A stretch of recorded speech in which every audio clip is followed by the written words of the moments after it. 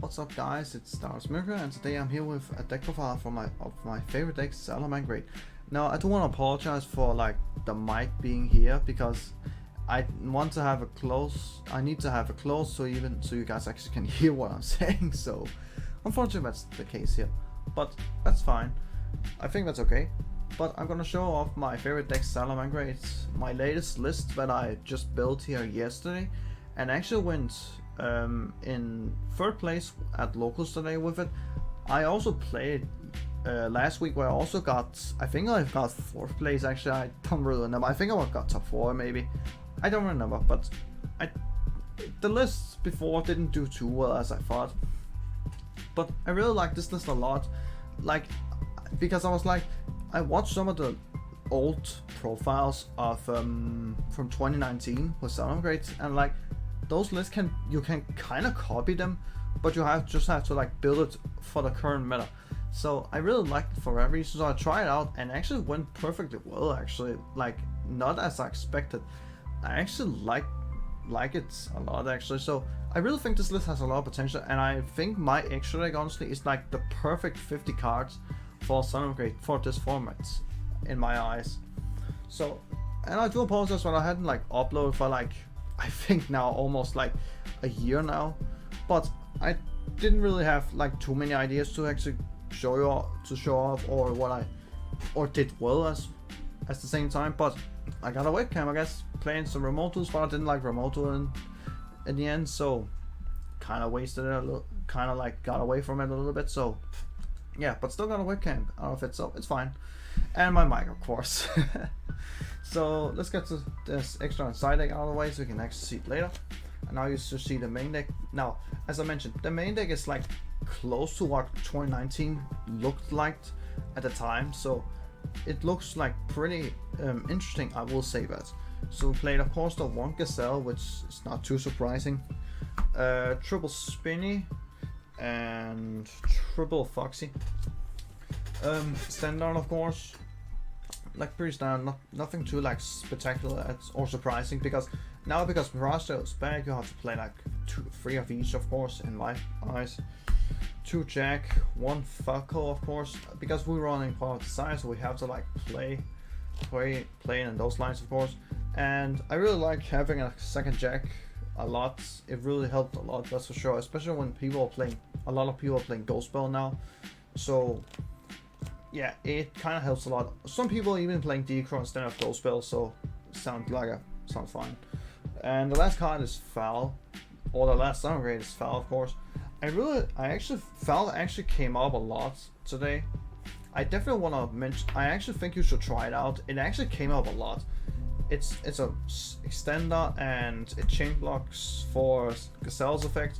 Might happen twice today by the way, and also forces stuff back rows out, so it's really good, that's for sure. I will recommend trying it out.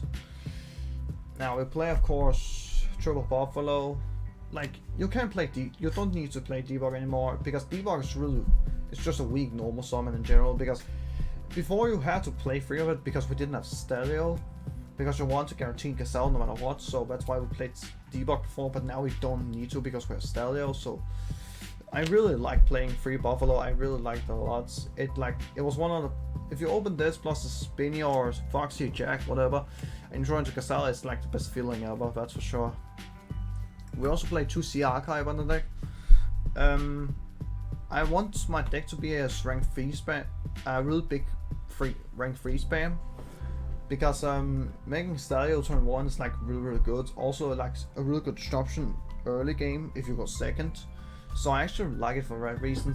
And this card is like not that bad actually. And it can also summon itself on your opponent's turn, by the way, because if a monster is summoned to a link monster points to, it's just summon itself out of hand or grave. So even on your opponent's turn you can just summon it, so it actually is really nice. I really like it. I definitely like it. Now the hand is a little bit weird honestly, but I think I'm gonna change it a little bit in the hand grind honestly. I think I had to do that. Maybe more, I don't know. We play of course triple Ass, triple Imperm, standard in almost any deck at the moment, if you watch the current meta at the moment. Now this is where it's getting a little bit weird. We play triple Phantasme actually. Now I actually think Phantasma is actually a really strong card right now, because a lot of decks are actually playing Links play. A lot of top decks are actually playing Links now. Tri-Brigade is the most popular one, especially in Europe. If you're living in Europe, you have to play Phantasma because everyone's playing Tri-Brigade. And Drytron is okay, and it's because sometimes we do Link Summon. And I know a lot of people, especially on my logos, playing Skystrike and Salamangreat, so it's like really good actually. So if you know your locals well, definitely play free Phantasma, especially in the main deck. If you're planning on playing Salamangreat, play it in the main deck. It helped me a lot. It's so good. Also 2 gold spell, like we had to play 2 gold spell for it, of course. But Phantasma was just like the best one out of all of these hand traps actually. And that's all the hand traps I run in the main deck. Phantasma was obviously the best because it fixed my hand and its chunk protection. It was so good, honestly. Like really good. Definitely try free Phantasma out. It was so good. And now for spells, we play 1 circle, of course, 1 sanctuary, the cards we have to play. Double will. I consider playing free if people play Nibiru a lot more often, but none of the main deck Nibiru at the moment, so they just side decking it, and I don't want to play free just because people are side decking Nibiru. If they don't main deck it, I don't need to play free in the main deck. I think 2 is fine. So I'd rather have cards in side decks to protect me from Nibiru instead of like having a card that extends me through Nibiru that I don't have to like worry about in game 1. So I think 2 is fine in the main deck. You can side deck the 3rd copy, I guess, or even play Master Reborn, I guess, but it's just my opinion. Triple Salamanger because we have to. Only 2 desires. This is where it gets. This is also where it's a little bit weird, but at most lists I saw it for the 2019 formats, because as again the lists are kind of like similar here as back in the time, but it's just like a little bit weird. It's of course a little bit weird for the current meta, but I actually think it is the way to play it, honestly. So I really like it for that reason, and I think 2 desires is fine because I really want space for a lot of salad cards, of course, because I have to play a lot more a heavy salad line and of course Buffalo and Sea Archiver.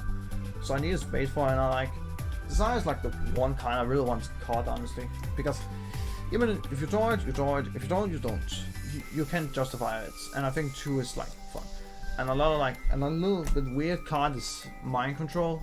It actually came up a lot, especially when you see it, especially when I saw it against matchups like Cyber Dragon, which it really came up, and also the mirror match, like that was like the best one you could ask for. I really liked Mind Control in the main deck. It was actually really good. I think I'm gonna continue playing in the main deck, or even side deck it. It was really good. 1 Raw and 2 Rage. I think I'm gonna play 2 Rage from now on, maybe. Not sure. But I really like just one of it. I never really like missed the 2nd copy. I think 1 was fine, so maybe we'll still keep it at 1. But 2 Rage was definitely like there are more control decks than our combo decks, so I think Rage is actually a lot better than Raw right now. So that's why I play 2. That's for the main deck. Now for the extra deck. Now I'm just gonna show 14. Just show the 14 stables like you've seen almost every Salamangreat list, of course. Triple Balings, Triple Wolf, 2 East Leo, Phoenix. I'm gonna keep this because this is the 15 card, of course. Update Jammer Package or Access Code LTK. This card is surprisingly really expensive right now. Like 100 euros is ridiculous. So if you hadn't got a copy, then just wait for the Megaton reprint. I assume it's gonna happen, but if not, then try and get it. It's like really needed, like, or you don't even need it, honestly, but you can like still like have it like this. Stereo Dweller, of course, because you have to play. This is the 14. This is the card. This is all the cards you see in every single Salamangreat list at the moment. And the last card that I played was Splash Mage. I think Splash Mage is actually the better one to play instead of like Hita and or I don't know what else people playing. But I really like Splash Mage a lot, actually. I think it's actually the best one to play because there was actually sometimes when I actually summon Phantasma during my turn, and if I summon Phantasma during my turn, I can't use Transcotor, unfortunately. So I really like Splash Mage for that reason, because you can still use Phantasma in your turn, but you have to use this, but you can still use this after that. So and it's like the same deal to do the update general OTK, except that you need another monster, of course, but still, it's like still the same exact same thing you're doing, and you're still like OTKing for the most part, and still have triple like disruption with access code, of course. So I really like Splash Bang a lot. It really came out a lot. And side deck, my side deck is a little bit weird. There's a lot of 2 off and 1 off, of course, so that's why it's weird. Only 2 trolls. Didn't miss the third copy because you play Phantasme. It kind of makes sense, of course. 1 Pankertops. I really like Pankertops a lot as a card. Like, if you see it, it's like really good, but I never saw it. Whenever I started in, it didn't really matter too much. But it was a good in theory, actually. I really like Pankertops a lot, especially against a lot of the control matchups. This was share right, but I borrowed from a friend. I don't have it on me, unfortunately, but I never used it. I never saw it, actually. Whenever I didn't really side deck it too much because I didn't play against too many matchups that I could use it against, but it could be okay if it ever came out, of course. Another weird tech is enemy controller. Shout out to Chase Cotton for actually playing, for actually like showing off the power of this card, because I actually begin to play this a little bit more now and experience with it, and honestly, it's really good. Honestly, it's so good. It feels really strong, that's for sure. And it even came out twice today. Like, it actually won me a game, but the second game where it came out, it was like it didn't matter. Actually, I was still in a losing position because my hand was a little bit awkward anyway. So, but yeah, still really good card. Double twin Feather Duster for back row decks, of course. Not too surprising. I think 1 Duster and 2 Twin Twister is like the right ratio to play in Salamangreat. You can't. I don't think you can play Lightning Storm. I never like think Lightning Storm would be useful in any scenario in the deck whatsoever. And the last card is just Spell Hate. Is Anti-Spell Fragrance and Imperial Order. That's the last on the side deck. I really like Anti-Spell a little bit because you have like Heat Leo to spin stuff back into the deck, so you can, to make sure they can't even use that back row anymore. And I apologize for the lights, but I have to also my head a little bit further to actually make sure you can see the light, so you can actually see the cards. But again, I really like Heat Leo with Anti-Spell, because when they set the cards, you just Heat Leo them twice, backed up back row, and possibly also Phoenix, I assume, and even Rage sometimes, like the whole back row, so they can't even use it. So like so it's really good to disruption against the spell heavy decks. So I really like Anti-Spell for that reason, and especially when you're really like super heavy control of it. So I really like this card a lot. That's just my opinion. Try it out for yourself. I assume it's gonna. I can always say it's gonna work. It's going to be really good for you. But guys, that's going to be it for today's deck profile of my favorite deck, Salamangreat. And I'm gonna do it like this. It's really weird to do this for the first time, honestly, but I think I'm gonna do my deck profiles like this because I really like having it like this, honestly. So I don't know about you guys. Let me know in the comments below how you actually like this way of doing the deck profiles, and you can even hear my voice actually, because I tested it like a lot to see if you can hear my voice, but I have some issues, but I think this is like the best way to do it, I guess. But guys, that's going to be it for the deck profile. Be sure to like the video, subscribe to the channel already, so we can hit the 150 follow or subscribers, I should say, because I don't know why, but I'm actually getting subscribers even though I hadn't done something in almost a year actually, so it's ridiculous. So be sure to subscribe to the channel.